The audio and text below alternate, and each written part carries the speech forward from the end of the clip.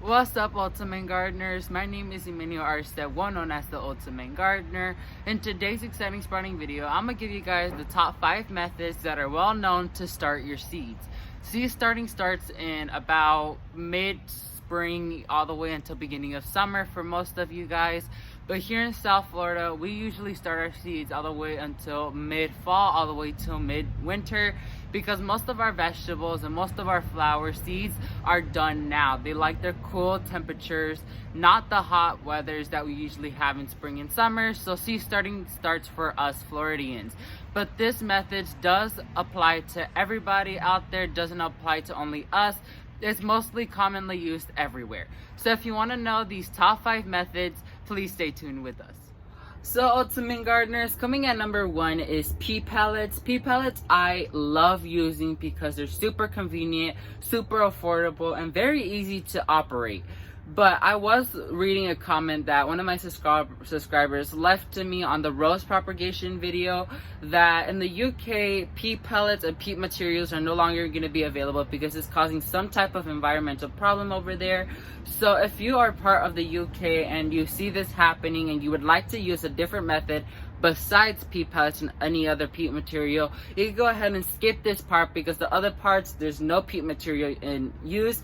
So if you want to go ahead and learn methods on how to do your seed starting but without the peat pellets or without any peat material, you can go ahead and skip this part to the next part, and I'll show you guys how to use a different method there.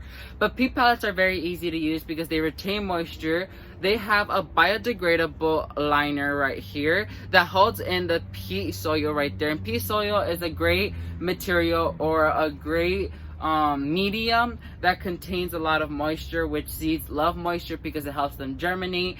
But once again, you don't want to overwater with these, because if you overwater with these, they will contain a lot of moisture and maybe even rot out your seeds. So you don't want that to happen. You want to go ahead and water them. I would recommend watering them from down below, because watering them from above can mess up the soil, maybe even take out the seed. So you want to water from below, not from on top. So you can get like a little container, fill it up with water, and then lay these on top and let them suck up the water as need be. And then let them sit in a humid area where full sun is, because sun is a huge key when starting your seeds. So once again, the method number 1 is peat pellets. So Ultimate Gardeners, method number 2 is direct sowing into the soil. As you can see behind me, I have a whole bunch of different types of bush beans here, and so they are all direct sowed because beans here or any type of root crop loves to be like direct sowed because they don't like to be transplanted, especially with me knowing that beans are going to germinate very easily here in South Florida, and you can plant them out directly into the soil where their permanent area is going to be. Might as well do that instead of wasting your time and material doing something else like the peat pellets or the other methods I'm going to show you. Might as well just pop them into their permanent home and watch them grow and flourish and give you your food. So once again, product number 2 or method number 2 is direct sowing. So Ultimate Gardeners, coming at method number 3 is direct sowing your seeds in a pot of soil like this.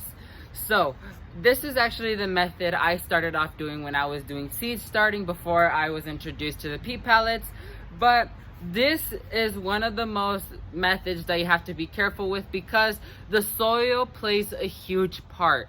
You want to have fluffy soil that doesn't contain big pieces of bark or mulch like material. You want to have loose and fluffy soil because the problem is if you have big pieces of wood like this, then you can go ahead and not cause the seed to germinate, because these big pieces of wood can actually block the seed from actually germinating and end up killing the plant. So you don't want that to happen. So you can go ahead and purchase a good quality seed starting mix that already comes fluffy and ready to go, or you can buy yourself some compost or sift it through when it's dry, which I've done that before and it works perfectly fine. Other with these is you want to put them in a protected area where there's no direct wind, because that could battle these seedlings and end up killing them because wind is pretty harsh. You want to locate them in a full sun location or based on the sunlight that's required, and you want to place them in an area where they will get the right amount of watering but not too much watering. So let's go and move on to method number 4. So ultimate gardeners, method number 4 is starting your seeds in a cloth pot container like this one from Smart Pots. So this is the purple raised bed from Smart Pots that they sent out to me, I believe it was a few months ago in the beginning of the month maybe. But I have some snow peas planted here. No, these were not direct sowed here. I actually grew them from seed in the peat pellet method. But this is a good representation on how it would look if you did direct sow them. So I would direct sowing seeds in the cloth pot is one of the best options you could do because cloth pots are super beneficial if you didn't know. They provide great drainage for water to come out so water does not stay there. It provides air circulation in there, which is good because air circulation plays a huge part, because if there's barely any air circulation in that soil, that will cause us a lot of root bounding, and cloth pots do not cause root bounding, which is amazing and great, and they provide a great amount of space for your seedlings to thrive, which is amazing.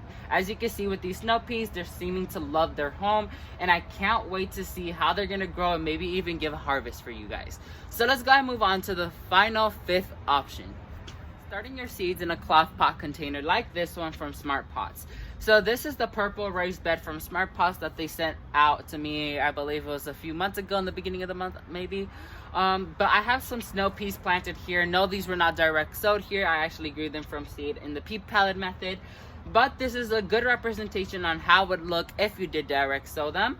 So I would direct sowing seeds in the cloth pot is one of the best options you could do because cloth pots are super beneficial if you didn't know. They provide great drainage for water to come out so water does not stay there. It provides air circulation in there, which is good because air circulation plays a huge part, because if there's barely any air circulation in that soil, that will cause us a lot of root bounding, and cloth pots do not cause root bounding, which is amazing and great, and they provide a great amount of space for your seedlings to thrive, which is amazing. As you can see with these snow peas, they're seeming to love their home, and I can't wait to see how they're gonna grow and maybe even give a harvest for you guys. So let's go ahead and move on to the final 5th option. So ultimate gardeners, coming to the 5th option, which this has nothing to do with the actual 5th version. I don't know why I came here, but I did want to show off my cabbages. Look how big and great they're looking since the last time we planted them. But back to the 5th method. So the 5th method is actually hydroponics, which hydroponics is a good method to start your seeds, which is one of the actual well-known ways to start your seed. Me personally, I haven't done hydroponics because I don't have a hydroponic system, and I do have to do my research before actually trying it out. But I know some gardeners out there did do hydroponics, like Kevin Espiritu from Epic Gardening. He has done hydroponics before, and he has proven that hydroponics does work in his way. But you have to be careful with that because hydroponics concludes of a lot of water and sunlight. Soil is not usually used in hydroponics because your goal is trying to grow vegetables in a hydroponic system, which only contains water and sunlight, which is the 2 main key things that a seed needs to have. Not technically soil, because if you know, for example, like sprouts that you could eat, those are started in trays with water because that's how seeds germinate, with water. So hydroponics is number 5, and so yeah, let me go ahead and wrap up this video for you guys.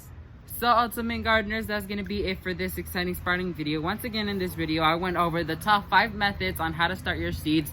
These methods are just recommendations, but you could adjust them to your own liking and adjust them to how you love to start your seeds and the easiest way for you to do them.